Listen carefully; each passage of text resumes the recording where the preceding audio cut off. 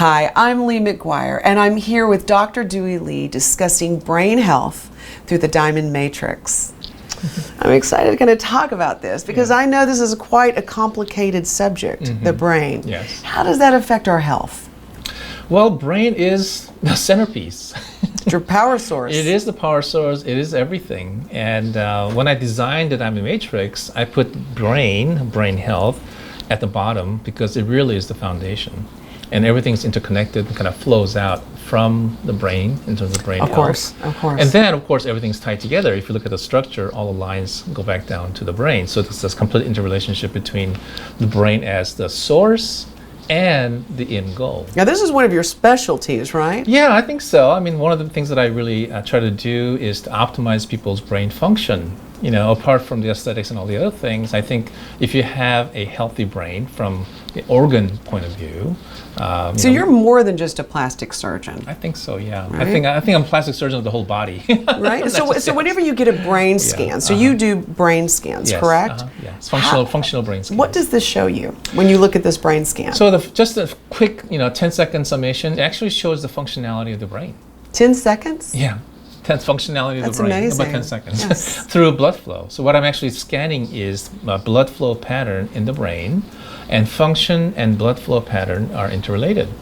And so by looking at the balances or imbalances of the blood flow in various areas of the brain, you can get an idea of certain areas that are working too hard or not enough. And the imbalances that creates result in different symptoms. You can have ADD, have depression, anxiety. If you have multiple different things going on, you could have PTSD. So all You can see PTSD through the brain scan? You can't see PTSD per se, but you can see different components put together result in symptoms of PTSD.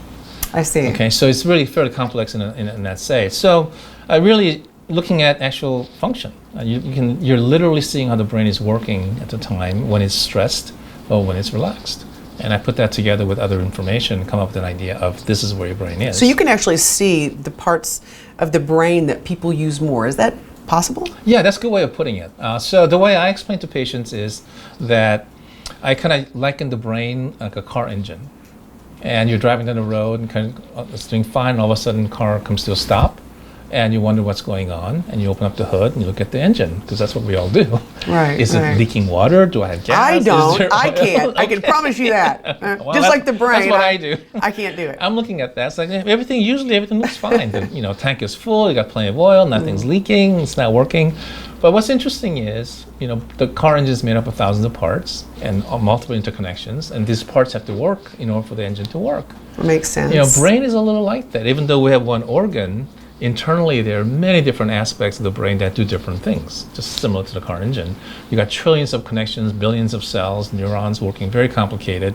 So if some of those areas are out of balance, one area is working too hard, creating anxiety, another area is working too hard, creating depression, one area is not working enough, and you have ADD, you got all these different things going on, and the net result is out of balance brain function, and you have different symptoms that people struggle with. Typically, I see a lot of patients with symptoms of ADD, so that's one common area that we evaluate. But the whole idea is to get a functional evaluation, and once you have that, then you can actually do a individualized approach to help people rebalance their brain function. I mean, I do know about, the psychotropic medications that the psychiatrists use typically, but it's not my favorite, because my whole idea is to really figure out how can I get the whole body functioning optimally that can go and ultimately support the brain. So I think, if you have a healthy body, your brain will naturally get healthier. Vice versa, if you have a healthy brain, your body will naturally become healthy, because healthy brain needs a healthy body to thrive, and you got to have both as an interrelationship. So my approach is to, some people need medication for a short time, and my approach is to limit the medication, the number and the duration, but rather improve their health through nutrition, their lifestyle, that we talked about emotional health and other things, even, regenerative medicine like stem cells and things like that. They have tremendous effect on the health of the brain. So I'm using multiple different facets of the science and the medical areas that I've experienced with to enhance and augment the brain function. One area that people kind of often miss and don't think about is your gut, the GI system, gut health. Gut and the brain, believe it or not, so intimately tied. Oh, I've never Oh, really. yeah. So if you have an unhealthy gut in terms of the functionality, maybe overflow of bacteria or even, candida, fungus, and infections, and your gut is not functioning well, you cannot get the nutrients, then the brain cannot function because it cannot produce certain kind of neurotransmitters. There are certain neurotransmitters that actually produce in the gut, believe it or not. So there's a huge connection between the gut and the brain. So there's a whole That's so other topic that we can get into. But again, that kind of goes back to the idea that if you have a healthy body, which means healthy gut, right? Everything's functioning well, then that will naturally feed up to the brain and help brain become healthier. When patients come in with brain issues, be it depression, anxiety, or PTSD, all the different things we talk about. By the time they come see me, they've been through so many other doctors. They've seen psychiatrists, they've gone through multiple medications, they're lost. It's like, they come in, it's like, I don't know what else to do. This is like my last hope. So I tell them, okay, this is my role. Okay, this is what I do for you. I'm not a psychiatrist, I tell them that up front, but my approach is much more holistic and, overall global health approach. Yes. But all I do is tell them, listen, all I can do is point the way. And what you're about to embark on is actually a very difficult journey to reset your brain to become healthier, depending on the way you are. Change is always Change difficult. is always difficult. And something like this, of this magnitude, is very hard for people. And I tell them, I can give you all these different suggestions and answers. Nothing's going to happen overnight. This is not because you have to do it. Exactly. And you have to make the decision and that you want to. And what I tell them is, I ask them, okay, if you want to climb Mount Everest, what do? First, you go and get all your stuff together. You got to get in condition, you got to get all your gear and all that stuff together, right? And you finally fly to the base of the mountain and you set up camp. And I ask them, what is the second thing you do? It's like, I don't know. And I say, well, you find a Sherpa. What's that? Well, Sherpa is a guide. Sherpa are the people that actually live there in Nepal. They're actually acclimated to that whole region. And they're the ones that are actually going to help you climb up. They're going to tell you, step here, don't step there, be careful over that rock, oh, don't go to that path because, that's very dangerous. This is a safe path, whatever. That's their job. So that's my role.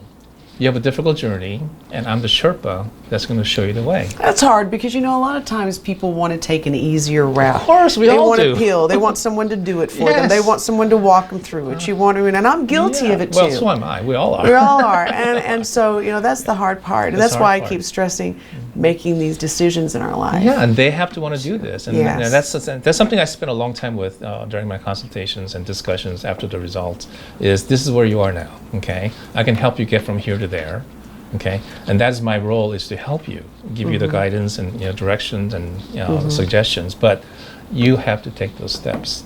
Thank you, Dr. Lee. My pleasure. Now let's follow our Sherpa as we explore a little deeper brain health through the Diamond Matrix.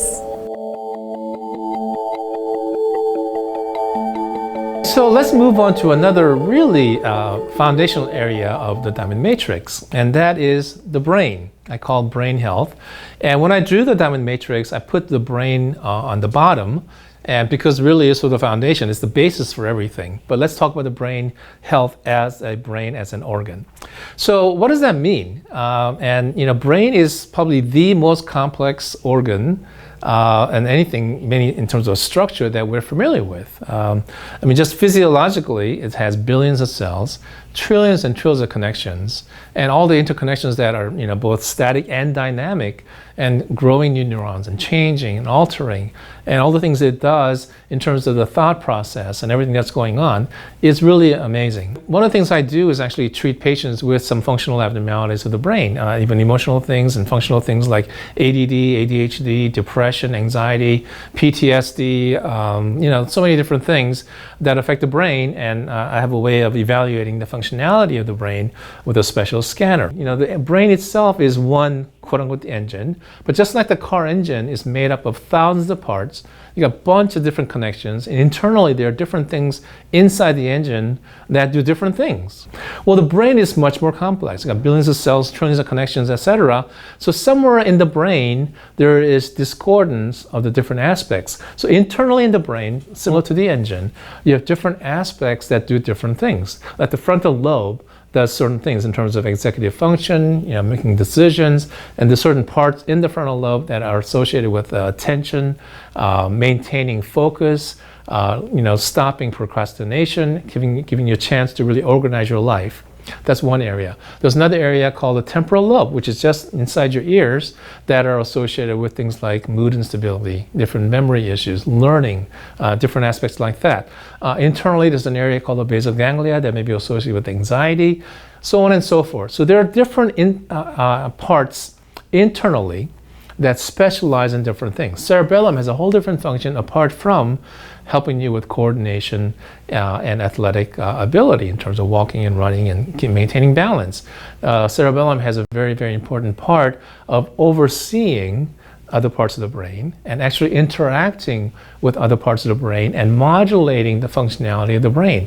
But the whole idea really is the brain is a one single organ. At the same time, it's actually made up of multiple different sub-organs, if you will, that specialize in different things. There's an interconnection in the middle, okay, called the corpus callosum, that connects the left and right aspects of the brain, and so many fibers going through there that flow this information between left and right brain.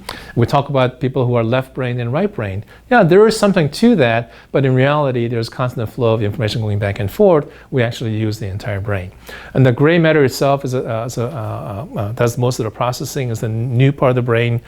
Deep inside the brain is what's called the mammalian part of the brain, the quote unquote, the animal in us, the instinctive part that controls the basic foundational emotions. So if you have some emotional difficulty and you don't know where it's coming from, different anxieties, a different kind of emotional states, some of that is associated with imbalances in the deep recess of the brain as well. So there's multiple layers of the brain that we need to understand and evaluate and kind of coordinate in terms of the functionality. If you have poor nutrition, obviously poor nutrition is going to affect not only the brain but your whole body. If you eat way too much sugar is one of the most inflammatory substances that we can eat. Well, of course, it causes inflammation in your liver and other areas of the body, but has a tremendous effect of inflammatory response in the brain in a bad way. And it's also very addictive. So your brain actually gets addicted to sugar. So that's why so many people, once they start drinking sweets and eating sweets, very hard to get rid of and get away from that. Understanding the functionality of the brain, and by evaluating any kind of functional deficits and the imbalances in the function of the various areas of the brain that are related and associated with disorders like anxiety, PTSD, ADD, on and on and on and on. Once you understand that, then you can actually sort of target those specific areas by different methodologies, be it medication, be it supplements, be it exercise. There are even lasers that I have access to that enhance brain flow and change the brain flow patterns to further enhance various areas. So the very, very critical thing is, number one, evaluating and assessing the status of the brain function. Okay, and then you can do that various different ways. And once you understand the functional abnormalities and imbalances, if present, and also depending on to the extent of the abnormalities, what do you do to actually regain the harmony and the balance of the brain? And that really is a very, very important aspect of creating a solid foundation so your brain becomes as healthy as possible, functionally as optimized as possible, because that really is the foundation of the entire diamond matrix. And it's critical that we all assess that and come to terms with it and do whatever we can to optimize it and continue the optimization process.